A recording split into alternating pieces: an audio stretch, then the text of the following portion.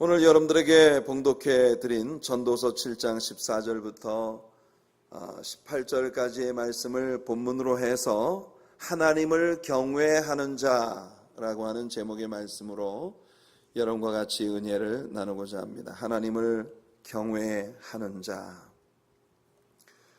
우리는 이제 전도서의 중반부에 도달했습니다.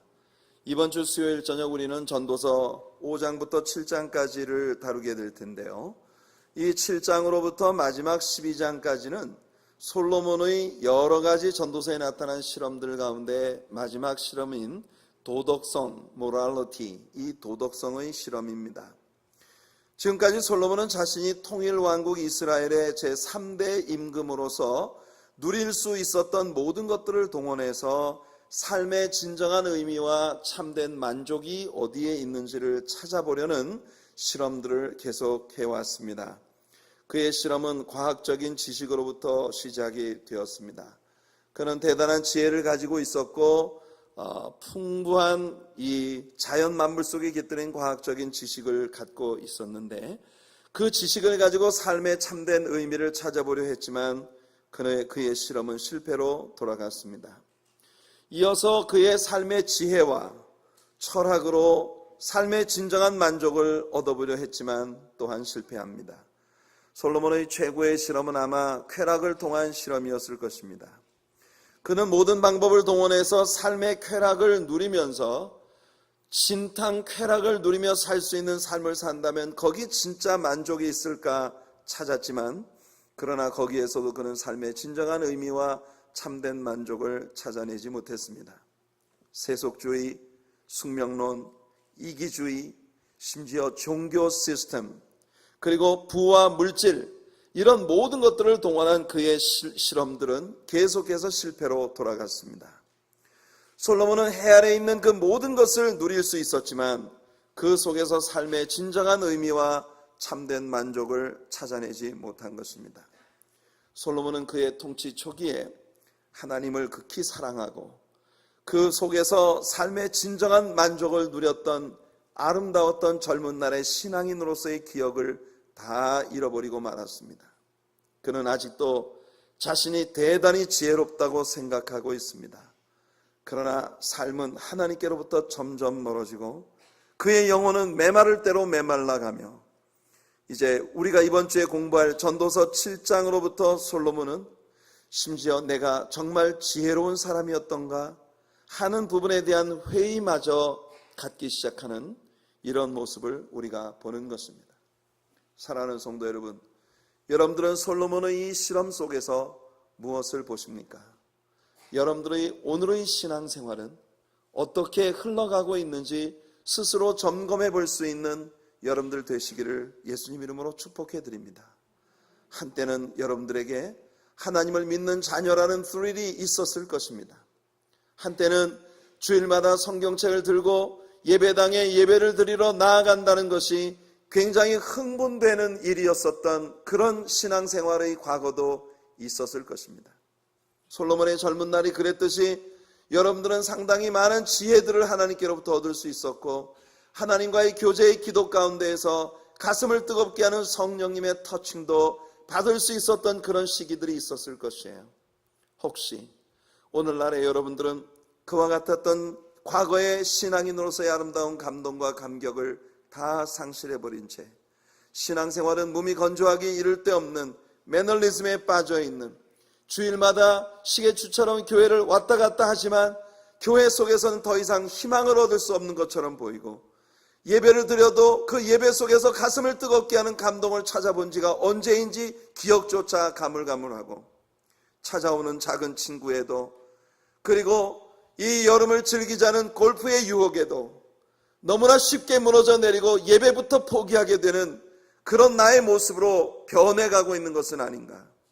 솔로몬은 이제 나이를 먹었고 그리고 점점 고집불통인 주변에 있는 사람들의 아픔이나 또는 그를 바라보는 하나님의 마음의 아픔 같은 것에도 아랑곳하지 않는 그런 이상한 늙은 왕으로 변해가고 있는 그런 모습입니다.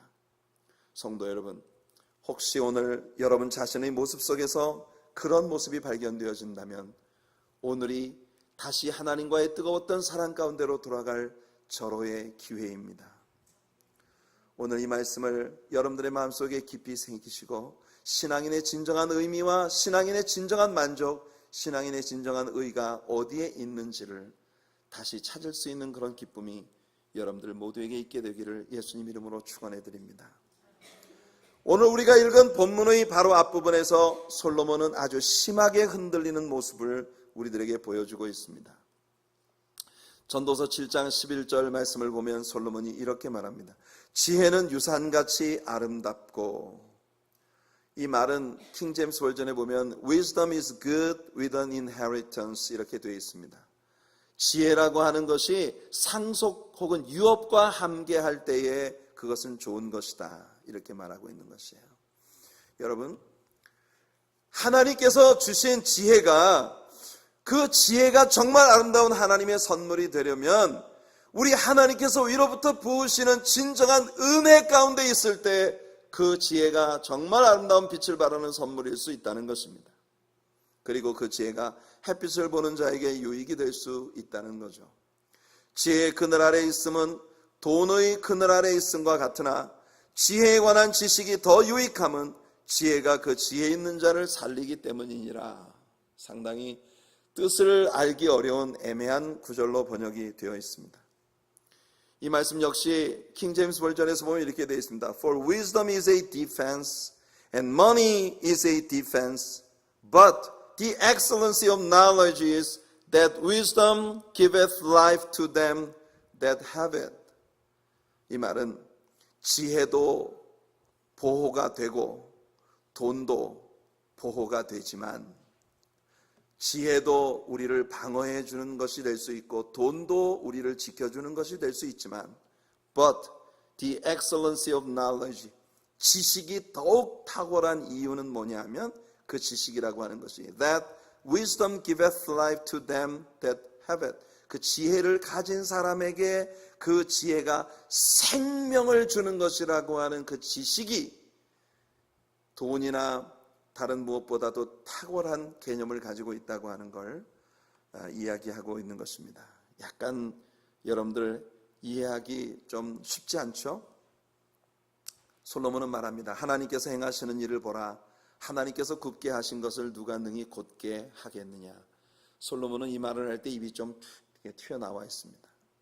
인생 살면서 아무리 아둥바둥 애를 써봤자 결국 하나님께서 행하시는 대로 모든 일이 가는 것이니 인간이 가진 물질이나 지식 또는 지혜, 그 모든 것에 한계가 있다는 것을 그는 볼멘 소리로 여기 고백하고 있습니다. 여러분, 솔로몬이 이렇게 당황스러울 정도로 방황하게 되는 그 이유가 무엇인지를 우리가 알아볼 필요가 있겠습니다. 먼저 여기서 솔로몬이 생각하는 의와 악의 개념이 다시 이해되어져야 합니다. 솔로몬이 이제까지 추구하던 의는 오직 자기 기준에 의한 도덕적인 의였습니다. 자신의 도덕적인 노력으로 의를 이루려고 했던 그런 몸부림을 그는 여기서 고백하고 있는 것입니다. 솔로몬은 여기서 한 가지 의아함을 발견하는데요. 그것은 악인이라고 해서 이 땅에서 심판을 받는 것도 아니고 의인이라고 해서 이 땅에서 다 잘 되는 것도 아니더라는 겁니다. 그래서 솔로몬은 여기 한 가지 이상한 결론을 맺고 있어요. 어차피 의롭게 산다고 죽게 고생하면서 의롭게 살아봤자 일찍 죽는 사람이 있고 아주 악하게 못되게 그렇게 살아도 땅에서 장수하는 사람들이 있더라. 솔로몬은 잠옷 의를 이루다가 낙심한 그런 모습을 우리에게 보여주는 거예요. 아무리 의롭게 살아봤자 의로운 중에 멸망하는 의인들이 들어있더라는 겁니다. 그래서 솔로몬은 지나치게 의인이 되려고 애쓰지 말라 하는 이상한 결론을 맺고 있는 것입니다. 마찬가지로 솔로몬이 생각하는 악도 자기 기준에서의 악일 뿐입니다. 솔로몬이 생각하는 의미에서의 악은 그다지 악하다고 해도 남에게 많은 해를 주는 것 같지는 않았던 모양입니다. 그래서 솔로몬은 지나치게 악인이 되지 말라라고 말하고 있습니다. 그렇다면 적당히 악한 건 괜찮다는 뜻이 아니겠습니까? 솔로몬은 쉽게 이런 말을 하고 있지만 사실은 솔로몬에게 이것이 굉장히 큰 고민이 되고 있었습니다. 솔로몬은 이 문제를 놓고 아주 많이 고민하고 있습니다. 그 고민의 결과로 솔로몬은 참된 지혜를 발견하게 된 거예요. 그게 뭐냐 하면 하나님을 경외하는 자는 이 모든 일로부터 벗어날 것이라는 겁니다. 드디어 솔로몬은 자신이 규정하는 의가 진짜 의가 아니고 자신이 규정하는 악이 진짜 악이 아니라는 점을 깨닫게 된 거예요. 그는 바로 의와 악의 진정한 선은 하나님께 있다는 것을 발견한 것입니다. 솔로몬은 1000명의 아내를 가지고 있었지만 그는 자신의 기준에서 볼 때 이것은 전혀 죄가 되지 않는다고 보았던 것 같습니다. 그는 자기 자신의 개인적 필요를 위하여 백성들에게 과다한 세금을 물려서 백성들의 허리를 휘청거리게 하고 백성들의 그 무거운 짐을 견딜 수 없는 괴로움을 백성들에게 안겨주었지만 그러나 그것은 한 사람의 군주로서 능히 그렇게 할 수도 있는 일이라고 생각을 하고 있었던 모양입니다. 자, 오늘의 본문이 우리에게 보여주고 있는 인간의 위험성을 우리는 잘 파악해야 합니다. 우리는 언제나 자신과 또한 자신의 판단을 너무 과신하는 경향이 있습니다. 특별히 스스로를 지성인 혹은 올바른 이성을 가진 사람이라고 자부하는 사람들일수록 고집불통이 됩니다. 그러나 우리는 절대 자신을 믿어서는 안 됩니다. 자신을 과신하면 우리의 귀가 어두워지고 또 남을 지나치게 판단하는 실수를 저지를 수 있는 것입니다. 여러분이 여러분의 기준이 될 때 여러분들은 신앙생활의 모든 요소들마저 여러분들이 채점 용지를 들고 앉아 모든 것을 평가하는 판단관의 위치에 서 있다는 착각을 여러분들에게 갖게 하는 것입니다. 교회에 나오면 성가대의 채점을 매기고 목사의 설교의 채점을 매기고 모든 성도들의 예배 태도를 채점을 매기고 오늘은 몇 명이 참석했는지 이런 부분에 대한 채점을 매기고 그렇게 함으로써 내가 섬기는 교회를 평가하려는 이런 기준에 우리 마음이 들어차게 되면 예배의 감동이나 주님을 예배하고자 하는 뜨거운 열정 같은 것은 온데간데 없이 사라져버리고 여러분들의 신앙생활은 갈수록 병들어가고 마는 것입니다. 성도 여러분, 속히 여러분 자아의 기준들이 사라지고 하나님의 기준을 올바로 이해하는 자리에 나아갈 수 있는 성도님들이 되시기를 예수님 이름으로 축원해 드립니다. 오늘 솔로몬은 우리들에게 바로 그것을 교훈하고 있는 것이에요. 오늘의 본문에서 솔로몬은 진정한 지혜와 의를 구하고 있습니다. 솔로몬은 자신의 노력과 이성으로 진정한 지혜도 찾지 못했고 진정한 의도 얻지 못했다고 고백합니다. 결국 그에게 남은 것은 상처뿐이었습니다. 이제 나이는 늙었고 몸은 쇠약해지고 젊은 날에 지혜로웠던 자신의 지혜는 자취를 감추고 우리가 지난 수요일에 나누었던 4장 13절에서 솔로몬 자신의 고백처럼 그는 자신을 빗대어 백성들의 간언과 권고를 받아들일 줄 모르는 나이 많고 어리석은 그런 고집불통의 왕이 되어 있는 모습을 고백한 것입니다. 만일 우리 가운데 누구든지 솔로몬과 같은 것을 추구하신다면 여러분들 솔로몬처럼 생의 말미에 가서 처절한 실패자의 허무한 모습으로 나타나는 자신을 볼 수밖에 없을 것입니다. 우리는 솔로몬에게서 지혜를 배워야 합니다. 생의 가장 빛나는 시간들을 어리석은 실험들로 탕진해버린 솔로몬의 전철을 우리가 다시 밟을 필요는 없는 것입니다. 솔로몬은 우리에게 이제 진정한 지혜와 진정한 의를 얻으라고 권하고 있는데요.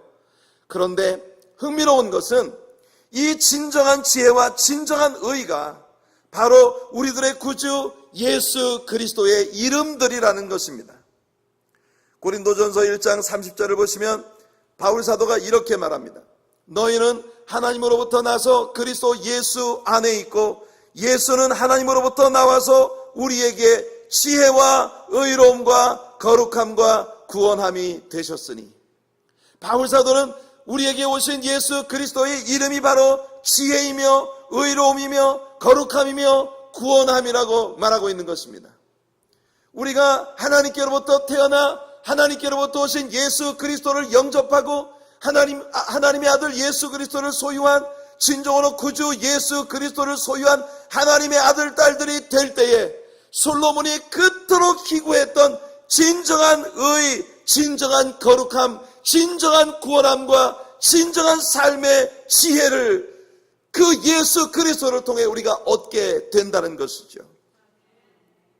진정한 지혜가 그 지혜를 가진 사람들에게 생명을 준다는 사실을 아는 것이 가장 고상한 지식이라고 솔로몬은 오늘 이 본문에서 고백하고 있는 것입니다. 우린 잠언서를 공부하면서 지식과 지혜의 차이를 배웠습니다. 지식이라고 하는 건 진리, 곧 이치를 아는 것입니다. 그리고 그 알고 있는 지식을 활용하는 올바른 방법을 가지고 있는 것을 지혜라고 말합니다. 지식과 지혜, knowledge와 wisdom은 상당히 비슷한 것 같지만 현격한 차이가 있는 것입니다. 어떤 사람은 지식을 많이 가지고 있습니다. 그러나 지혜가 없습니다. 그런 케이스가 바로 변화되기 이전의 바울의 모습이었습니다. 바울은 지식을 많이 가지고 있었습니다. 그러나 그 지식을 올바로 활용하는 지혜를 갖지 못했으므로 그 지식을 가지고 그는 사람들을 죽이고 교회를 핍박하고 생명의 구주를 핍박하고 많은 신자들이 생명의 위험을 가져오는 어리석은 짓만 골라가며 했습니다. 바울은 자신이 하는 행동이 가장 지혜로운 일이라고 생각했을 것입니다. 그러나 예수님이 바울을 만나셨을 때 예수님은 바울에게 말씀하셨습니다. 가시채를 뒷발질하기가 내게 고생이니라. 사도행전 26장 14절에 바울 자신이 고백했어요. 예수님이 바울을 다메섹 도상에서 처음 만나셨을 때 처음으로 예수님이 바울에게 그 말씀을 들려주셨다고. 여러분, 가시채를 뒷발질하기가 내게 고생이니라. 이게 무슨 말입니까? 우리는 예전에 가시채가 어떻게 생겼는지 보았잖아요. 그림으로. 그렇죠? 기억나시죠? 소에게 멍에를 씌우고 쟁기를 끌게 하는 농부가 여러분 그 멍에에다가 무거운 쟁기를 끌고 밭을 갈게 하면 소가 이게 너무 무거우니까 이걸 벗어 던지려고 발길로 막 뒷발질을 하는 거예요. 그래서 농부는 이 소가 뒷발질을 하는 그 자리에다가 송판에다가 못을 거꾸로 박은 뾰족뾰족한 못이 나와 있는 그 판때기를 대는 거예요. 그게 바로 가시채입니다. 혹은 긴 짝대기 끝에다가 송곳을 매달아 가지고 소가 뒷발질을 하면 쿡쿡 찌르는 겁니다. 뒤에서 뒷발질하지 말라고. 그 가시채예요. 바울은 굉장히 자신이 지혜로운 사람이었다고 생각을 했지만 그가 하는 짓은 알고 보면 해봤자 자기만 손해인 가시채를 뒷발질하는 미련한 소처럼 그렇게 살고 있는 모습이었다는 것입니다. 그런데 그 바울이 드디어 진정한 지혜이시고 진정한 의이신 예수 그리스도를 만난 것입니다. 예수님은 바울이 그의 지식을 진정으로 가치 있게 사용할 수 있도록 이끌어 주셨고 그에게 약속하신 성령을 부어 주셨습니다. 그래서 바울은 그의 삶을 향하신 하나님의 뜻을 이루어드리는 복된 삶의 주인공이 될 수 있었던 것입니다. 예수님은 우리들의 진정한 지혜가 되십니다. 그 예수님을 만나시는 여러분들이 되시기를 예수님 이름으로 축원해드립니다. 우린 지난 수요일 저녁 솔로몬이 종교 시스템을 가지고도 삶의 진정한 의미와 진정한 의의를 발견하지 못했다고 말했습니다. 여러분, 솔로몬은 진정한 의의는 하나님을 경외함에 있다고 오늘 우리의 본문에서 말하고 있습니다. 솔로몬은 자신의 생의 모든 국면에서 자신이 행하는 일들이 의로웠다고 생각을 했지만 그러나 자기 열심으로 행하던 그 모든 일이 솔로몬에게 가져다 준 것은 오직 쓰라린 실패와 지치고 피곤한 마음뿐이었습니다. 오늘 많은 사람들이, 많은 신자들이 신앙생활에 지쳐 있습니다. 그들은 선을 행하다가 낙심에 빠진 것입니다. 많은 사람들이 눈부신 결심을 가지고 신앙생활을 시작합니다. 그러나 우리의 결심은 우리에게 무익합니다. 사실 우리가 무엇을 잘해보겠다고 결심을 한다는 것 자체가 벌써 우리가 하고자 하기만 한다면 뭐든 할 수 있다고 하는 교만의 발로일 수 있습니다. 우리 힘으로 무슨 일을 할 수 있다고 생각하는 것이 교만이죠. 그런 신앙생활이 우리에게 가져다 준 것은 오직 좌절감 뿐입니다. 우리는 어떤 때 이제부터 나는 하루에 꼭 1시간씩 기도를 하겠다라는 결심을 합니다. 그런 결심은 처음에는 잘 지켜지지만 하루 이틀 시간이 지나고 나면 점점 시들해지고 한 며칠씩 하나님 앞에 기도하지 않아도 넉넉히 사는 그런 사람으로 돌아가 있는 모습을 봅니다. 나는 하루에 성경을 3장씩 반드시 읽을 거야, 그런 결심을 하죠. 그런 결심은 오직 여러분들에게 좌절감과 죄책감만 안겨주는 결과가 될 뿐입니다. 저도 목회 초년병 시절에는 그런 짓을 했습니다. 연초에 재직들을 세울 때 재직들을 앞에 불러내놓고 임명장을 주면서 성도들 앞에서 헌신의 서약을 하게 합니다. 서약서에 도장까지 찍게 했습니다. 나는 올 1년 동안 매일 새벽 제단을 드리겠습니다. 나는 올 1년 동안 매일 성경을 3장씩 읽겠습니다. 1월 한 달 동안은 새벽 기도가 북적북적합니다. 그렇지만 시간이 지나갈수록 저는 제가 하고 있는 그 일들이 우리 성도님들을 죄인이 되게 만들 뿐이라는 사실을 발견하는 것입니다. 솔로몬도 바로 그와 같은 좌절감으로만 들어찼습니다. 그래서 오늘날 많은 신자들이 솔로몬과 같은 이상한 결론에 도달하는 것입니다. 너무 의롭게 되려고 애쓰지도 말자. 피곤하지 않나? 그렇다고 너무 악하지는 말아야지. 맞아 죽을 수 있으니까. 그저 적당히 믿자. 지나치게 의롭게 되려고 애쓸 필요도 없고 지나치게 악한 짓 하면서 할 필요도 없고 그저 적당히 신앙인으로 살면 되지 않겠나. 타의 추종을 불허하는 뜨거운 열정과 눈부신 열심으로 신앙생활을 시작했는데 시간이 가면서 그저 냉랭하고 건조한 한 사람의 종교인으로 전락해가고 있는 사람들의 모습을 오늘 우리는 솔로몬의 실패 속에서 보는 것입니다. 성경은 우리들에게 진정한 의인은 바로 우리 예수님이시라고 가르쳐주고 있습니다. 진정한 의인은 바로 예수님을 믿는 것입니다. 예수님의 말씀을 들어보세요. 예수님은 진정한 의미에서의 죄와 의가 무엇인지를 우리에게 단정지어 가르쳐 주십니다. 요한복음 16장 7절 이하입니다. 그러나 내가 너희에게 실상을 말하노니 내가 떠나가는 것이 너희에게 유익이라. 내가 떠나가지 아니하면 보혜사가 너희에게로 오시지 아니할 것이요 가면 내가 그를 너희에게로 보내리니 그가 와서 죄에 대하여 의에 대하여 심판에 대하여 세상을 책망하시리라.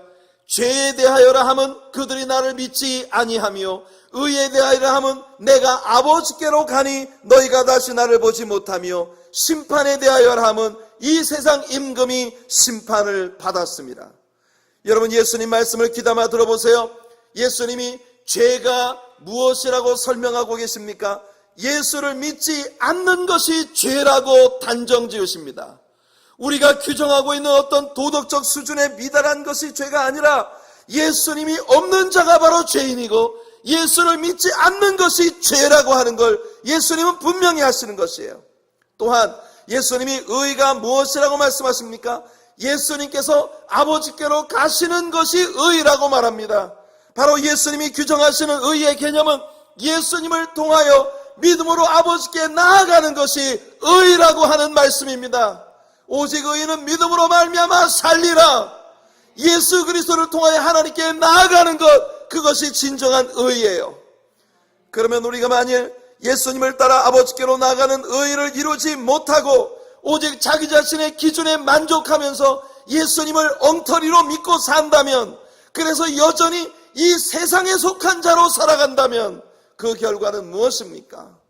바로 심판이라는 것입니다. 왜냐하면 우리가 속한 이 세상의 임금이 벌써 하나님께 심판을 받았기 때문에 심판받은 왕의 이 세상에 속한 자가 된다는 것은 그 심판에 처할 수밖에 없다는 것이죠. 성도 여러분, 여러분 세상에 속한 자입니까? 예수님께 속한 사람입니까? 이것이 분명해지는 신앙인들이 되시기를 예수님 이름으로 축원해 드립니다. 지나치게 의롭지도 않고 지나치게 악하지도 않으며 그저 주일마다 교회에 나가긴 하는데 교회 이름은 올려놓았는데 주님과의 진정한 사귐이 없이 예수 그리스도를 믿는 진정한 믿음의 스릴이 없이 명분만 가진 그런 나미널 크리스찬으로 여러분들이 살아갈 수 있다는 것입니다. 결국 솔로몬이 그토록 찾고 찾았던 삶의 진정한 만족과 진정한 의미는 예수 그리스도이시며 오직 그분 안에만 있다는 것이죠. 우리의 참된 지혜이시고 참된 의이신 우리 예수님이 바로 우리들의 삶의 진정한 의미가 되고 진정한 만족이 되신다는 것입니다. 한 사람이 그의 삶을 풍성케 하며 아름답게 완성하는 비결은 오직 예수 그리스도를 통해서 뿐입니다. 사람의 구원에 있어서도 또한 신자의 성화에 있어서도 오직 예수 그리스도만이 유일한 해답입니다. 그래서 히브리서 기자는 히브리서 12장에서 믿음의 주요 또 온전케 하신 이는 예수를 바라보라고 말합니다. The author and the finisher of our faith. 우리들의 믿음의 시작이 되시고 마침이 되시는 분. 여러분, 우리들의 믿음의 시작은 예수님이고 우리의 믿음의 마침도 예수님이라는 겁니다. 그런데 많은 사람들의 실수가 우리의 생명의 근원 되신 예수 그리스도 그분 자신을 추구하는 것보다 예수 그리스도가 내게 주신다는 그 무엇을 추구하고 있는 신앙생활을 살 뿐이라는 겁니다. 예를 들어 봅시다. 한 나무가 뿌리를 내리고 살아 생명이 있는 나무라면 그 나무가 살아있기 때문에 그 나무는 때 되면 싹 트고 때 되면 꽃 피고 때 되면 열매 맺습니다. 여러분, 이 나무가 살아있는 나무이기 때문에 이 나무에게 다가오는 모든 자연 조건들, 그러니까 해가 비치거나 바람이 불거나 비가 오거나 눈이 오거나 봄이 오고 여름이 오고 가을이 오고 겨울이 오는 모든 것들은 이 나무를 점점 자라게 하고 점점 생명력을 아름답게 빛내게 하는데 도움을 줄 뿐이라는 거예요. 바람 불면 바람 불어서 허리가 굵어지고 겨울이 되면 겨울이 오기 때문에 나이테가 하나씩 늘어나고 그리고 봄이 오면 봄이 오니까 꽃 피고 여름이 오면 여름이 오니까 왕성하게 자라 실록을 만들고 그리고 아름다운 열매를 맺게 되는 것이라는 거죠. 그런데 여기 한 나무가 있습니다. 허우대는 멀쩡한데 뿌리가 이미 죽었습니다. 이 나무는 생명이 없습니다. 그렇다면 이때부터는 이 나무에게 주어지는 모든 환경이 다만 이 나무를 썩게 하는 데 도움을 줄 뿐입니다. 비 오면 비가 와서 썩고 햇빛 나면 햇빛 나서 썩고 바람 불면 바람 불어서 썩고 겨울 오면 겨울 와서 썩고 여름이면 여름이라 푹푹 썩어갑니다. 이것의 차이입니다. 오늘 여러분들은 나무처럼 이 자리에 앉아 계십니다. 여러분 안에 예수님이 계십니까? 그렇지 않습니까? 이것이 여러분이 살아있는 나무인지 죽은 나무인지를 결정짓는 유일한 기준이라는 것입니다. 여러분 안에 예수님이 계셔서 여러분의 생명이 있는 나무라면 가난이 와도 부요함이 와도 이 세상에 희열이나 행복이 와도 좌절이나 낙심이 와도 시험이 오고 박해가 오고 절망이 오고 그 무엇이 다가와도 그 모든 환경들은 여러분들을 자라게 하고 꽃피고 열매 맺게 하는데 도움을 줄 뿐입니다. 여러분, 이것이 생명의 신비인 것이에요. 만일 여러분들이 허우대 멀쩡해도 여러분 안에 예수님이 계시지 않는다면 여러분들이 생명 없는 나무라면 그때부터는 무엇이 여러분에게 와도 그게 여러분들을 썩게 하는데 도움을 줄 뿐입니다. 어떤 사람이 여러분에게 말 한마디 던지는 것도 여러분들을 썩게 만들고 여러분들이 물질의 손실을 보는 것도 여러분을 썩게 만들고 뭔 일이 잘 돼서 성공하는 것도 여러분을 썩게 만들고 비 오면 비 와서 썩고 바람 불면 바람 불어 썩고 여러분들이 살아있는 것 같으나 실상은 죽은 자라는 사대교회처럼 그렇게 뿌리 없이 무슨 조건이든 여러분들 시험 들게 만들고 넘어지게 만들고 부서지게 만들고 썩게 만들 뿐이라는 것이죠. 다른 이유를 자꾸 찾지 마십시오. 이유는 하나뿐입니다. 내 안에 예수님이 계신가? 그리고 그분과 나는 지금 파이터한 다이내믹한 역동적이고 생명력 넘치는 그런 사귐을 갖고 있는가? 살아있는 것처럼 보여도 이미 바이털 사인이 다 사라져버린 사람들이 있고 곧 죽을 것 같아도 그 안에 계신 예수님으로 말미암아 또 딛고 일어설 수 있는 7번 넘어져도 또다시 일어나는 그런 하나님의 왕성한 성령의 권능을 입은 사람들이 있습니다. 답은 자명해졌습니다. 꽃을 피우고 열매를 맺는 게 중요합니까? 아니면 생명을 가진 게 중요합니까? 생명이 있는 게 중요하죠. 생명이 있으면 어려운 시절들을 보내고 나서 때가 오면 꽃 피고 열매를 맺게 될 테니까요. 예수 그리스도십니다. 예수 그리스도가 여러분의 생명이고 여러분의 의입니다. 그런데 불행히도 많은 사람들이 교회 생활을 하면서 예수님은 놓치고 예수님하고는 아무 관계도 없고 상관도 없고 예수님에 대해서 관심조차도 없고 엉뚱한 데 마음을 두고 신앙생활을 하는 겁니다. 생명 없는 나무에게 걸음 주고 일조량 들려봤자, 남쪽을 향해 서도록 도와줘봤자 그게 무슨 도움이 되겠습니까? 그런데 사람들은 내가 꽃피고 열매 맺지 못하는 것이 전부 환경 때문이라고 탓을 합니다. 환경 때문이 아닙니다. 내 주변에 있는 누구 때문이 아닙니다. 내 안에 예수님이 계시지 않기 때문인 것이죠. 이 환경이 만일 여러분들의 개인의 삶 속에 예수 그리스도께서 진정한 생명이 되시지 않는다면 아무리 좋은 환경을 여러분들 곁에 둔다 하더라도 여러분들을 썩고 여러분들이 주변에 있는 모든 것들을 같이 썩어가게 만드는 그런 원인자가 될 수밖에 없습니다. 제가 여러분들에게 한 가지 좀 엉뚱해 보이는 질문을 하나 던져볼게요. 만일 믿음은 좋은데 돈이 하나도 없는 사람하고 믿음은 하나도 없는 깡통인데 돈은 많아. 그러면 이 두 사람 중에서 어느 쪽 사람이 하나님을 더 기쁘시게 하고 하나님의 일을 많이 할 수 있을까요? 여러분들의 답은 뭡니까? 믿음은 많은데 돈이 하나도 없는 사람하고 믿음은 하나도 없지만 돈은 많은 사람하고 둘 중에 어떤 사람이 하나님의 일을 잘할 수 있을까요? 많이 할 수 있을까요?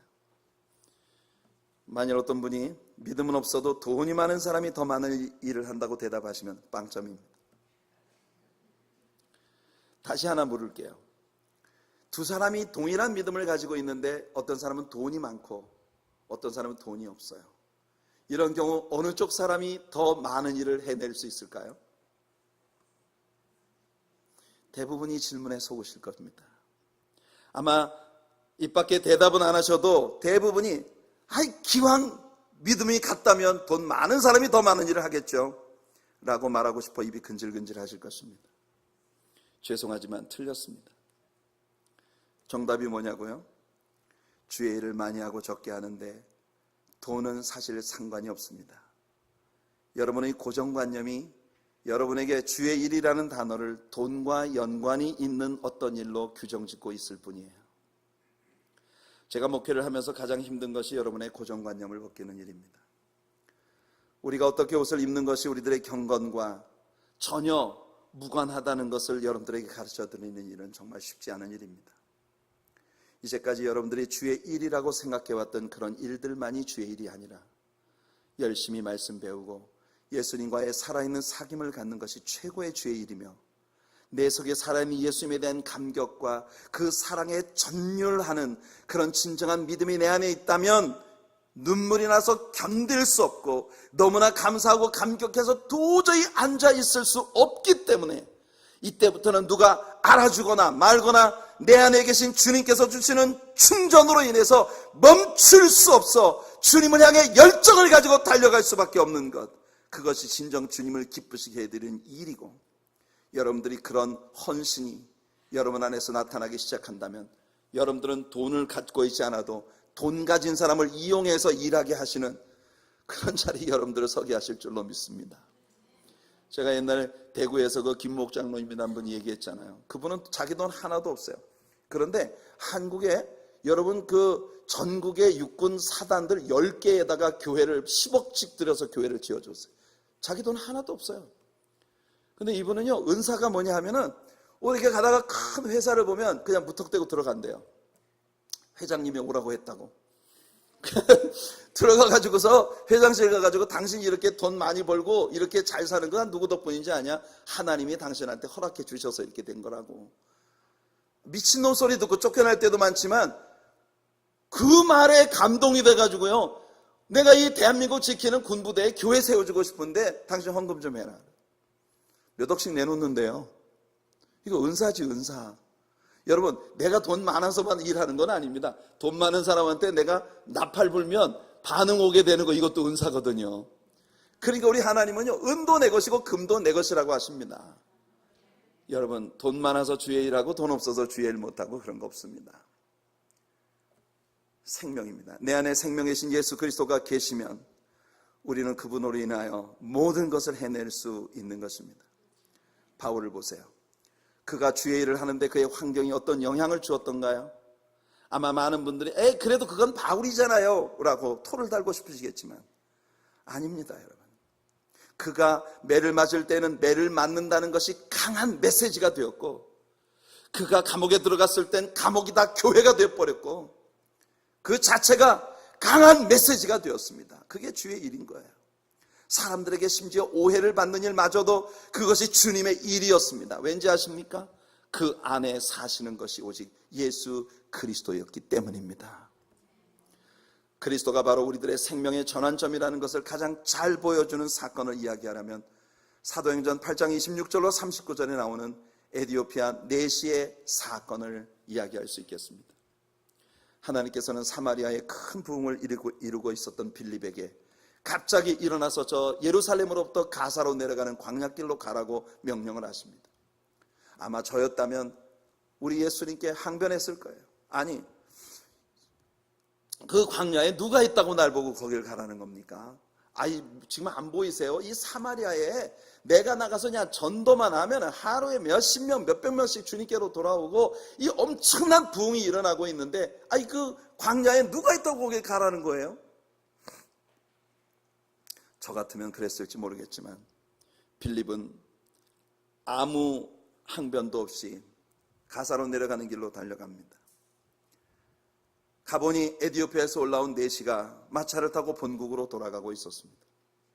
여러분이 아시는 대로 에디오피아는 이집트 밑에 있는 아프리카 대륙의 나라입니다. 지금은 그다지 중요한 영향력을 미치는 나라가 아니지만 고대 적에는 상당한 문명이 발달됐던 아주 부강한 나라였습니다. 이 에디오피아에서 예루살렘까지는 약 2000마일의 거리를 가지고 있습니다. 이 내시는 추측컨대 상당한 명예와 부와 건강과 지식을 갖춘 인물이었을 것입니다. 왜냐하면 성경은 그가 에디오피아 여왕 간다게의 국고를 맡고 있는 큰 권세가 있는 내시라고 소개를 하고 있으니까요. 이런 장거리 여행을 하는 것 보면 이 사람은 굉장히 건강한 사람이었습니다. 그런데 그런 사람이 뭐가 부족해서 그 먼 거리를 여행을 해서 예루살렘까지 찾아온 것일까요? 그는 사실 자신의 문제를 그 어떤 것으로도 해결받지 못하고 있었던 것입니다. 그의 마음속에는 영적인 진공 상태가 있어 그 무엇으로도 채울 수 없었어요. 자신의 권세, 자신의 물질, 자신의 어떤 이 인간으로서의 좋은 모든 것들, 그 어떤 것도 이 가슴에 있는 그 뻥 뚫린 공간을 채울 수 없었던 것입니다.